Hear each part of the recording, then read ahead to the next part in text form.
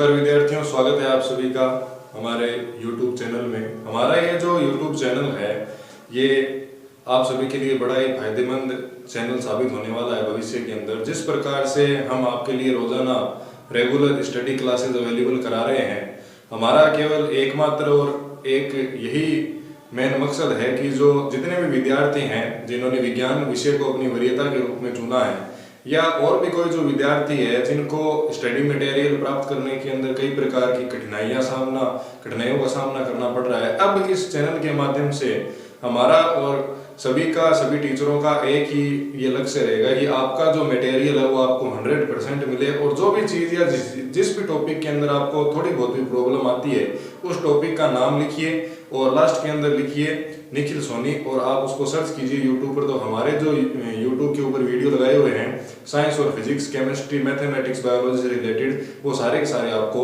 मिल जाएंगे। तो जैसा कि कई बार हमारे पास अभी तक कमेंट आ रहे थे कि सर क्लास 11वीं का कोर्स कब चालू करेंगे, 12th के तो आपने 3 चैप्टर करा दिए हैं। तो उसी चीज़ को ध्यान में रखते हुए, जैसे कि मैंने एक पहला जो वीडियो था उसके अंदर मैंने आपको क्लास 11th के अंदर जो विद्यार्थी विज्ञान विषय को अपनी वरीयता देते हैं या मेन सब्जेक्ट के रूप में चूज करते हैं, उनके सामने 3 प्रकार के सब्जेक्ट आते हैं। यदि वो मैथमेटिक्स ले रहे हैं तो उनके सामने फिजिक्स, केमिस्ट्री और मैथ आएगा।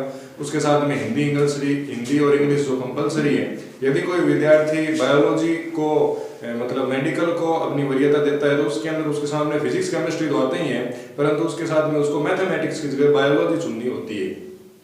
तो मेन जो बात है वो ये है कि आप मैथमेटिक्स लीजिए, मेडिकल लीजिए, नॉन मेडिकल लीजिए, इन दोनों के अंदर फिजिक्स और केमिस्ट्री एक बड़ा ही महत्वपूर्ण रोल अदा करते हैं। तो उसके अंदर मैं निखिल सोनी फिजिक्स फैकल्टी आपको फिजिक्स के बारे में जितने भी चैप्टर हैं उनका विद कॉन्सेप्ट सारी चीजें क्लियर करने की कोशिश करूंगा।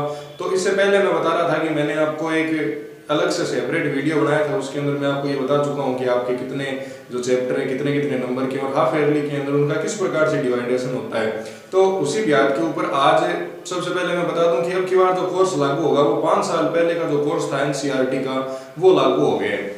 और आज हम इस एनसीईआरटी के नए सिलेबस के अंदर जो पहला चैप्टर है उसके बारे में बात करेंगे। तो ये जो चैप्टर है इसका नाम भौतिक जगत नाम है और इस चैप्टर के अंदर आपको 11th क्लास के अंदर या फिजिक्स की जितने भी बेसिक कॉन्सेप्ट है उनके बारे में आपको मेन पता लगाना है। जैसे कि आवेश क्या होता है और आवेश कितने प्रकार के होते हैं, पॉजिटिव, नेगेटिव, और वो किन किन के अंदर किन किन रूपों में पाए जाते हैं, इलेक्ट्रॉन, प्रोटॉन, न्यूट्रॉन के अंदर पाए जाते हैं।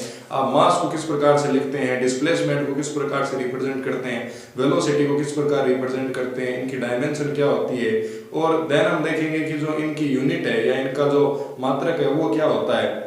ये सारी चीजें मैं आज की इस वीडियो के अंदर आपके साथ डिस्कस करूंगा। इसके बाद में इस जो पहला चैप्टर है जिसका नाम भौतिक जगत है, इसके अंदर और ज्यादा चीजें खास नहीं है, इस कारण मैं इसके अंदर जो आपको मेन चीजें हैं वो बताऊंगा।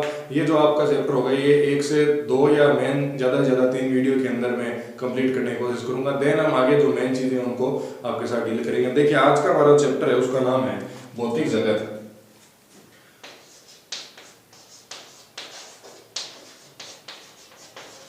भौतिक जगत जिसको आप फिजिकल वर्ल्ड भी बोल सकते हैं।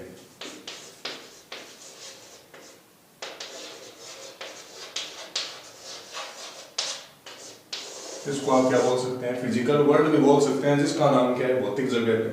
तो मैं सबसे पहले आपको बता दूं कि जो साइंस है, विज्ञान होती है, उसके कई प्रकार के पार्ट हो सकते हैं। जैसे कि एक मैंने मान लिया जिस प्रकार आप क्लास 10th के अंदर पढ़ के आए हैं, एक आप पढ़ते हैं भौतिक विज्ञान,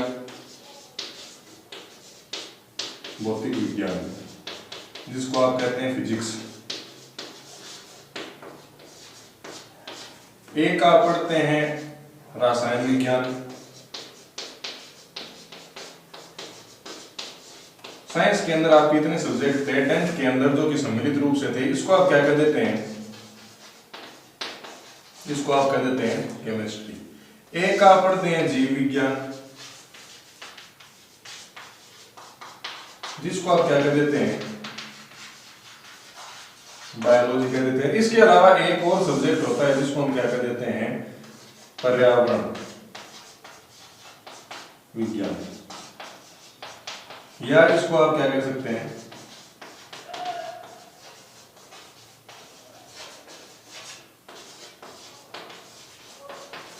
इसको आप एनवायरमेंटल साइंस भी कह सकते हैं। तो अब की बार जो आपने जो साइंस सब्जेक्ट लिया है उसके अंदर आपके यदि आपने मेडिकल सब्जेक्ट को चूज किया, कहने का मतलब आपने क्या लिया है, बायोलॉजी लिया है, तो आपके आएंगे फिजिक्स, केमिस्ट्री एंड बायोलॉजी। और यदि आपने मैथमेटिक्स को वरीयता के रूप के अंदर चुना है प्यारे बच्चों, यदि आपने किसको चुना है, मैथमेटिक्स को लिया है, तो आपके जो फिजिक्स और केमिस्ट्री है ये दोनों तो आएंगे ही आएंगे, परंतु इसके साथ में आपका जो सब्जेक्ट होगा वो क्या आ जाएगा, मैथमेटिक्स और आ जाएगा।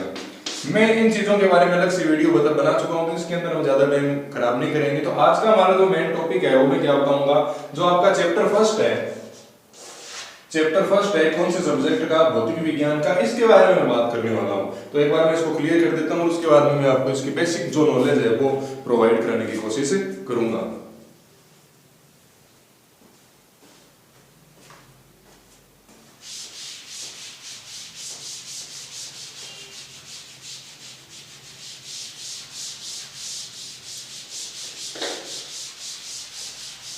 देखिए, मैं सबसे पहले आपको मेन बेसिक चीजें बता रहा हूं। मैं ये मान के चल रहा हूं कि आपको इस सब्जेक्ट का क भी नहीं आता है, एबीसीडी का मतलब ए भी नहीं आ रहा है। तो देखिए, सबसे पहले मैं आपको बता दूं कि कुछ प्रकार की जो फंडामेंटल क्वांटिटीज होती है, देखो कि जो राशियां हैं भौतिक विज्ञान के अंदर, हम कोई भी चीज होगी तो उनको हम क्या नाम देंगे, राशि नाम देंगे, राशियां।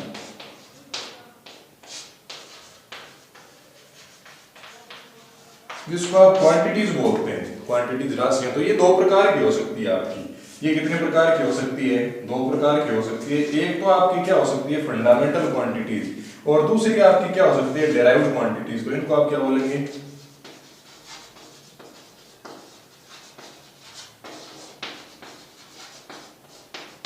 Fundamental quantities. और दूसरी कौन सी होती है आपकी,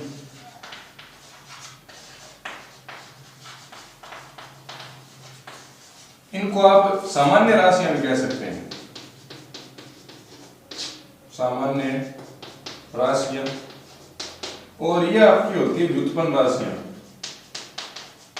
ये आपकी कौन सी होगी, व्युत्पन्न राशियां। अब देखो, सामान्य राशियों के अंदर और व्युत्पन्न राशियों के अंदर डिफरेंस क्या होता है कि ये जो सामान्य राशियां होती है इनको आप क्रिएट नहीं कर सकते, इनको आपको ध्यान में रखना है कि ये आपकी फंडामेंटल क्वांटिटीज है या सामान्य राशियां हैं, ये किसी के द्वारा डेराइव नहीं की जा सकती है। जिस प्रकार से जो न्यूटन के 3 प्रकार के नियम है वो आप 9th या 10th क्लास के अंदर पढ़ के आए हैं, उनको आप डेराइव नहीं कर सकते, उनको केवल समझ सकते हैं। उसी प्रकार से जो फंडामेंटल क्वांटिटीज है उनको केवल हम समझ सकते हैं, परंतु आपकी जो 2 नंबर की क्वांटिटी है जिनको हम क्या बोल रहे हैं, डेराइव क्वांटिटियां बोल रहे हैं, इनको हम डेराइव कर सकते हैं। डेराइव का मतलब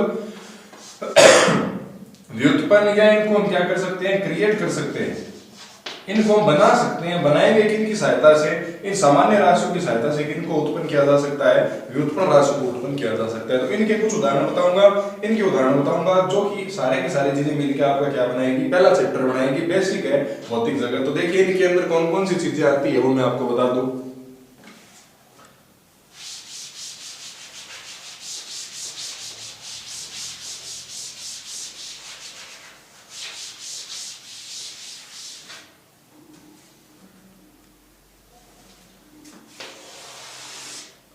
देखिए, सबसे पहले जो द्रव्यमान होगा,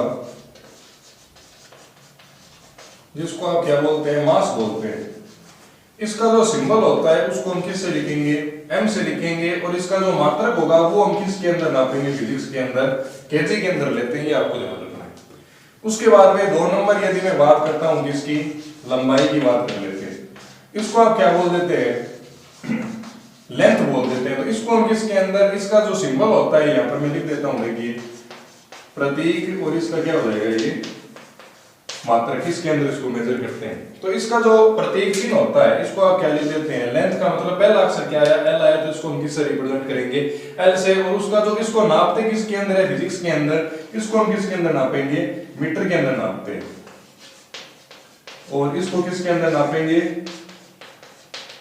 किलोग्राम के अंदर नापते हैं।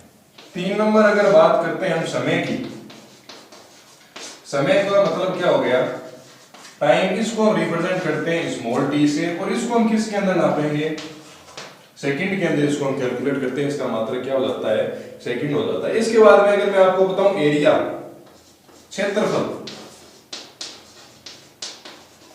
तो क्षेत्रफल को आप इंग्लिश में क्या बोलेंगे, एरिया कह देंगे। इसका जो पहला सिंबल था वो क्या था, ए था, तो ये यहाँ पर क्या आ जाएगा कैपिटल ए। अब जो क्षेत्रफल होता है वो दो चीजों से मिलकर बनता है, लंबाई गुणा चौड़ाई। तो एक लंबाई थी उसको हम किस में माप रहे हैं, मीटर में, और चौड़ाई भी एक प्रकार की लंबाई है तो इसको किसके अंदर नापेंगे, मीटर में। तो मीटर गुणा मीटर कितना हो जाता है आपका, मीटर स्क्वायर हो जाता है, ये आपको ध्यान में रखना है। अगर मैं बात करता हूं आयतन की, अगर हम बात कर लें किसकी, आयतन की, जिसको आप क्या बोल देते हैं, वॉल्यूम कह देते हैं। तो इसका पहला पॉइंट क्या जाता है, v, तो इसका जो सिंबल है वो भी क्या हो जाता है, v हो जाता है। और आयतन के अंदर क्या होता है बच्चों, लंबाई गुणा चौड़ाई गुणा ऊंचाई, तीन प्रकार की जो लेंथ है वो आती है। तो एक लेंथ के लिए आप क्या लिखते हैं, मीटर लिख देते हैं, तो तीन होगी तो उसके लिए क्या लिख देंगे आप, मीटर क्यूब लिख देंगे। उसके बाद में अगर हम बात कर लेते हैं विस्थापन की, आपके फिजिक्स में एक नया शब्द आएगा जिसको आप क्या बोलेंगे, विस्थापन बोलेंगे। इसकी जो इंग्लिश मीनिंग होती है जिसको आप क्या कह देते हैं, डिस्प्लेसमेंट कह देते हैं, जिसको हम क्या कह देते हैं, डिस्प्लेसमेंट। शुरू कहां से हो रहा है, स्मॉल डी से हो रहा है, तो इसको रिप्रेजेंट किससे करेंगे, डी से करते हैं। कई बार क्या होता है तो वर्किंग के अंदर इसको हम एक्स से भी रिप्रेजेंट करते हैं, जो दूरी होती है उसको हम किससे लिख देते हैं, एक्स से लिख देते हैं। अब देखो विस्थापन एक तरीके से किसका है, एक लंबाई है या दूरी है, तय की गई डिस्टेंस है, तो इसको भी हम किसके अंदर नापते हैं, मीटर के अंदर नापते हैं। उसके बाद में अगला आपका जो सातवां पॉइंट आ जाता है, उसको अगर मैं यहाँ पर बताऊं तो वो आपका आ जाता है वेग। उसको हम किससे लिख देते हैं, वेग से लिखते हैं। वेग, वेग का मतलब क्या हो गया आपकी वेलोसिटी, वेग का मतलब हो जाता है वेलोसिटी। और देखिए आयतन भी क्या था, v से रिप्रेजेंट कर रहे थे, इस वेग को भी हम किससे रिप्रेजेंट करते हैं, v से। तो इन दोनों के अंदर अंतर के लिए आप क्या कर दीजिए, इसको ऊपर से घुमा दीजिए। इसका जो मात्रक होता है वो आपको ध्यान में रखना है, वो क्या होगा, मीटर बटे सेकंड। ये मैं आपको सेकंड चैप्टर आएगा उसके अंदर पूरा एक्सप्लेन करके बताऊंगा। उसके बाद में जो आठवां आपका पॉइंट आता है उसको हम बोलते हैं त्वरण, इसको हम बोलते हैं एक्सीलरेशन। पहला अक्षर कौन सा आया, स्मॉल ए, तो इसका जो प्रतीक चिन्ह है वो क्या हो जाएगा, स्मॉल ए हो जाएगा। इसका जो मात्रक होगा वो क्या होगा, मीटर बटे सेकंड स्क्वायर, ये आपको ध्यान रखना होगा। तो मैंने आपको क्या बता दिया, द्रव्यमान मास m से लिखते हैं, मात्रक क्या होता है किलोग्राम के अंदर इसको मेजर करते हैं। लंबाई लेंथ होती है, प्रतीक चिन्ह क्या हो जाता है इसका L हो जाता है। उसके बाद में इसको किस में मेजर करते हैं, मीटर के अंदर मेजर करते हैं। देन आपका आता है समय, समय मींस टाइम, टाइम को लिखते हैं स्मॉल डी से, मेजर करते हैं सेकंड के अंदर। देन आपका आता है क्षेत्रफल या एरिया, एरिया को रिप्रेजेंट करते हैं कैपिटल ए से, मात्रक हो जाता है मीटर स्क्वायर। देन आप पढ़ते हैं आयतन, आयतन मतलब वॉल्यूम, वॉल्यूम का मतलब v रिप्रेजेंट करेंगे v से, और इसका जो यूनिट हो जाएगा मेजर करेंगे मीटर क्यूब के अंदर। विस्थापन है उसको बोलते हैं डिस्प्लेसमेंट, इसको रिप्रेजेंट करते हैं स्मॉल डी या स्मॉल एक्स से। कई बार वर्किंग में इसकी जो मात्रक होता है उसको हम किसके अंदर लिख देते हैं, मीटर के अंदर लिख देते हैं। देन हम देखते हैं कि जो वेलोसिटी v होती है उसका वेग को क्या बोलते हैं, वेलोसिटी बोलते हैं। इसका जो सिंबल होता है v होता है, इसको मेजर किस में करते हैं, मीटर बटे सेकंड के अंदर इसको हम नापते हैं। देन आपका आता है त्वरण, जिसको आप बोलते हैं एक्सीलरेशन। इसका सिंबल क्या हो जाता है a, a का मतलब यहाँ पर आ गया इसका रिप्रेजेंटेशन a, और जो मात्रक होता है वो हो जाता है मीटर बटे सेकंड स्क्वायर। उसके बाद में मैं आपको बताता हूँ कि जो बल होता है, एक चीज आप पढ़ते हैं बल, बल को आप क्या कह देते हैं, फोर्स कहते हैं। तो आपका पहला सिंबल कौन सा आया, F, तो इसका रिप्रेजेंट किससे करेंगे, कैपिटल F से करेंगे। इसकी जो मेजर इकाई है वो क्या हो जाती है आपकी, न्यूटन हो जाती है, ये आपको ध्यान में रखनी है। 10 नंबर पे आपका आ जाता है कार्य, कार्य को आप क्या बोल देते हैं, वर्क बोल देते हैं। वर्क का पहला अक्षर क्या हुआ, W। देखो कितनी बढ़िया ट्रिक मैंने आपको बताई है कि जो जो आपका पहला अक्षर होता है इंग्लिश मीनिंग के अंदर वो इनका क्या हो जाता है, सिंबल हो जाता है, जिसको हम इसे रिप्रेजेंट करते हैं। इसका जो मात्रक हो जाता है उसको हम किसके अंदर लिखते हैं, जूल के अंदर मेजर करते हैं, ये आपको ध्यान रखना है। इसको आप J से भी लिख सकते हैं, ठीक है। उसके बाद में मैं आपको बताता हूँ एनर्जी, या जिसको आप क्या बोल देते हैं, ऊर्जा बोल देते हैं। अब देखो एनर्जी का सबसे पहला अक्षर कौन सा आया, E आया, तो इसको हम कैपिटल से लिखते हैं वैसे, तो ये आपका यहाँ जाता है कैपिटल E। और आपने ये पढ़ा था कि कार्य ऊर्जा प्रमेय के अनुसार कार्य को एनर्जी में कन्वर्ट किया जा सकता है और एनर्जी को हम कार्य के अंदर कन्वर्ट कर सकते हैं। तो ये दोनों एक ही चीज होने के कारण जो कार्य का मात्रक था वो किसका मात्रक हो जाएगा, एनर्जी का मात्रक हो जाएगा। तो इसका मात्रक क्या हो गया, जूल हो गया। और मैंने आपको ये बताया था कि एनर्जी है वो दो पार्ट के अंदर बटी हुई रहती है, काइनेटिक एनर्जी, पोटेंशियल एनर्जी। कहने का मतलब है बार बार अगर मैं इसका एक पार्ट बताऊं जिसको आप क्या कह सकते हैं, गतिज ऊर्जा कह सकते हैं। और गतिज ऊर्जा को हम क्या कह देते हैं, काइनेटिक एनर्जी कह देते हैं। तो इसका जो सिंबल है देखो, काइनेटिक से मैंने क्या उठाया के और एनर्जी से मैंने क्या उठाया ई, तो आपका जो सिंबल था वो क्या बन गया, के ई बन गया। एक तरीके से ऊर्जा नाम आ गया, तो ऊर्जा का जो मात्रक था वही हो जाएगा इसका मात्रक। उसके बाद में अगर मैं आपको बताता हूं स्थितिज ऊर्जा, मैंने बात कर ली किसकी, स्थितिज ऊर्जा की। अब आप कहेंगे इंग्लिश के अंदर इसको क्या कहते हैं, इसको बोलेंगे पोटेंशियल एनर्जी, पोटेंशियल एनर्जी। अब मैंने पोटेंशियल से पी उठाया, एनर्जी से ई उठाया, तो इसका सिंबल बन गया पी ई। और कई जगह पे इसको यूई भी लिख देते हैं। यूई जो ये ज्यादातर नाम है, ये हम ग्रेविटेशनल के अंदर काम में लेंगे, और ज्यादातर हम क्या काम में लेंगे, इसका पोटेंशियल एनर्जी काम में लेंगे। एक प्रकार से ऊर्जा है, तो इसका जो मात्रक होगा वो भी आप क्या लिख देंगे, जूल से लिख देंगे। इतनी बात मैंने बताई। अगला जो है ये बताने के लिए एक बार मैं इधर से इसको क्लियर कर देता हूं।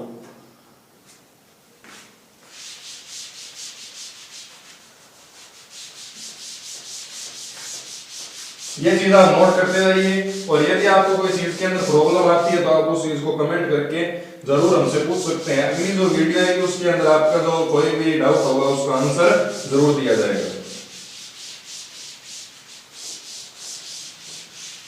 तो देखिए मैंने आपको अभी तक क्या बता दिया है कि इधर मैंने अभी आपको 6 पॉइंट बताए थे। देन जो सातवां हमारा पॉइंट था एक बार वापस रिवाइज करा दूं कि सातवां पॉइंट था वेलोसिटी रिप्रेजेंट करते हैं v से, मात्रक हो जाता है मीटर बटे सेकंड। जो एक्सीलरेशन है त्वरण जिसको हम लिखते हैं a से, मात्रक हो जाता है मीटर बटे सेकंड स्क्वायर। बल फोर्स बोलते हैं, जो पहला सिंबल होता है f वो इसका रिप्रेजेंटेशन होता है, और इसका जो मात्रक होता है वो क्या हो जाता है, न्यूटन हो जाता है। देन हम देखते हैं कार्य, कार्य का मतलब वर्क, वर्क को लिखते हैं w से, w को मेजर करते हैं जूल के अंदर। ये चीज आपको ध्यान में होनी चाहिए। देन एनर्जी, एनर्जी का मतलब ऊर्जा, रिप्रेजेंट करते हैं कैपिटल ई से, मात्रक हो जाता है जूल। देन हम देखते हैं इसके दो पार्ट, गतिज ऊर्जा, स्थितिज ऊर्जा। गतिज ऊर्जा मतलब काइनेटिक एनर्जी, सिंबल है इसका के ई, मात्रक है इसका जूल। देन हम देखते हैं स्थितिज ऊर्जा, ऊर्जा का एक पार्ट है, इन दोनों को जोड़ेंगे तो क्या बनेगी, टोटल एनर्जी बनेगी। इसका जो चिन्ह होता है वो होता है पी ई, या ज्यादातर इसको अगर हम गुरुत्वीय क्षेत्र में देखेंगे तो इसको यूई से लिखेंगे, इसका मात्रक क्या हो जाएगा, जे हो जाएगा। इतनी चीजें मैंने आपको बता दी। अब अगर मैं बात करूं आपका जो 14 नंबर का पॉइंट है, ये बड़ा ही शानदार वीडियो, इसके अंदर आपको सारी की सारी जो बेसिक चीजें मैं बताने की कोशिश कर रहा हूं, तो ये आपको लिखनी है कॉपी के अंदर। उसके बाद में अगर मैं आपको बताता हूं दाब, दाब को आप बोलते हैं प्रेशर। पहला सिंबल क्या हो गया पी, तो इसको आप रिप्रेजेंट करेंगे किससे, पी से, और इसका जो मात्रक होता है वो क्या हो जाता है, न्यूटन बटे मीटर स्क्वायर। आपको ध्यान में रखना है। उसके बाद में अगर मैं आपको बताता हूं कि एंगल, या जिसको आप क्या कह देते हैं, कोण कह देते हैं। अब देखो ये जितनी भी चीजें मैंने आपको बताई थी, ये सारी की सारी रेखीय गति के अंदर चल रही थी पॉइंट नंबर 14 के अंदर। लेकिन अब की बार जो 15 नंबर से चीजें आएगी, ये सारी की सारी घूर्णी गति के अंदर चलेगी। यदि कोई कण रोटेशन करता है या वर्ताकार पथ के ऊपर गति करता है, तो उस टाइम क्या होता है कि ये सारी की सारी चीजें क्रिएट होती है, जो मैं आपको बताऊंगा। एक निश्चित कोण के ऊपर, जिसको आप क्या बोल देते हैं, कोण कहते हैं, इसको हम रिप्रेजेंट करते हैं थीटा से, और इसी का दूसरा नाम क्या हो जाता है, कोणीय विस्थापन हो जाता है। ये आपको ध्यान रखना है। इसी का दूसरा नाम क्या हो जाता है, कोणीय विस्थापन हो जाता है, जिसको हम क्या बोल देते हैं, एंगुलर डिस्प्लेसमेंट कह देते हैं। इसको क्या कह देते हैं, एंगुलर डिस्प्लेसमेंट कह देते हैं। ये दोनों के दोनों एक ही चीज है। इनका सिंबल क्या हो जाता है, थीटा हो जाता है। तो ये मैं यहाँ पर लिख देता हूँ, इनका सिंबल है वो क्या है, थीटा है। और इसकी कोई भी यूनिट नहीं होती है, ये यूनिटलेस क्वांटिटी है। ये क्या है, एक यूनिटलेस क्वांटिटी है, इसकी कोई भी मात्रक नहीं होता। अब देखो एग्जाम के अंदर प्रश्न कैसे उठता है, एक नंबर का प्रश्न आ गया कि उस भौतिक राशि का नाम बताइए जो मात्रकहीन है, जिसका कोई मात्रक नहीं होता। तो आपका आंसर क्या हो जाना चाहिए, कोण या कोणीय विस्थापन जो थीटा है वो क्या होता है, एक यूनिटलेस क्वांटिटी है। तो ये आपको ध्यान में रखना है। देन मैं आपको बताता हूं कि जो कोणीय वेग होता है, कोणीय वेग जिसको हम बोलते हैं एंगुलर वेलोसिटी,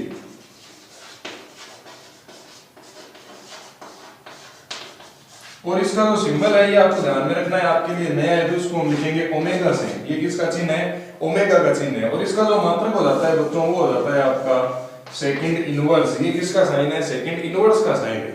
इसको आप 1/सेकंड भी कह सकते हैं। देन जो आपका 17 नंबर पॉइंट है, इसको मैं बताऊंगा कोणीय त्वरण से, कोणीय त्वरण, जिसको आप क्या बोलेंगे, एंगुलर एक्सीलरेशन। इसका जो साइन होता है, ये प्रतीक चिन्ह होता है, वो हो जाता है अल्फा। ध्यान में रखना है क्या चिन्ह हो जाता है, अल्फा। और इसका जो मात्रक होता है वो क्या हो जाता है बच्चों, सेकंड माइनस 2। ये चीजें आपको ध्यान में रखनी होगी। उसके बाद में अगर मैं आपको एक चीज और बता देता हूं, जिसको आप क्या बोल देते हैं, अगर मैं इसको बोलूं टॉर्क, अब पूछेंगे ये क्या है, तो इसको बच्चों बोलते हैं बल आघूर्ण। क्या बोलते हैं? बल आघूर्ण। इसका जो साइन होता है वो क्या हो जाता है? टो से हो जाता है। इसको बोलते हैं टाउ, या इसको कई बार टो भी बोलते हैं। इसको क्या बोलते हैं? टॉर्क, या इसको बोलते हैं बल आघूर्ण। तो इसका जो फॉर्मूला हो जाता है इसको हम बोल देते हैं न्यूटन इनटू मीटर से। ये सारी चीजें जैसे जैसे चैप्टर के अंदर आएगी मैं सारी चीजें आपके साथ क्लियर करता जाऊंगा। तो आज मैंने आपको कितनी चीजें बताई है? 18 बेसिक चीजें मैंने आपको बता दी है। अगली जो हमारी वीडियो आएगी उसके अंदर मैं आपको बताऊंगा कि जो एलिमेंट्री पार्टिकल होते हैं जिनसे जो कोई भी परमाणु है, कोई भी एटम है मिलकर बना होता है, जिस प्रकार से इलेक्ट्रॉन है, प्रोटॉन है, न्यूट्रॉन है, फर्मियोन्स है, जो आपके इस सिलेबस के अंदर है, उनके अंदर कितना आवेश होता है, कितना उनका द्रव्यमान होता है, वो हमारा पार्ट 2 होगा। और देन जो पार्ट 3 आएगा उसके अंदर आपका चैप्टर क्या हो जाएगा? कंप्लीट हो जाएगा। तो इसी के साथ मैं निखिल सोनी आप सभी का एक बार पुनः धन्यवाद प्रतीत करता हूं। तो आप हमारे चैनल से जुड़े रहें और अन्य आपके जो दोस्त हैं उनके साथ भी चैनल को जरूर शेयर करें। और चैनल को अभी तक आपने सब्सक्राइब नहीं किया तो सब्सक्राइब करके पास वाला बेल आइकन दबा दें। उससे आपको फायदा क्या होगा कि जो मेरी नई लेटेस्ट वीडियो आएगी उसका सबसे पहले नोटिफिकेशन आपके पास पहुंच जाएगा और आप अपने नॉलेज को वीडियो देखकर डे बाय डे इंक्रीज कर सकते हैं। धन्यवाद।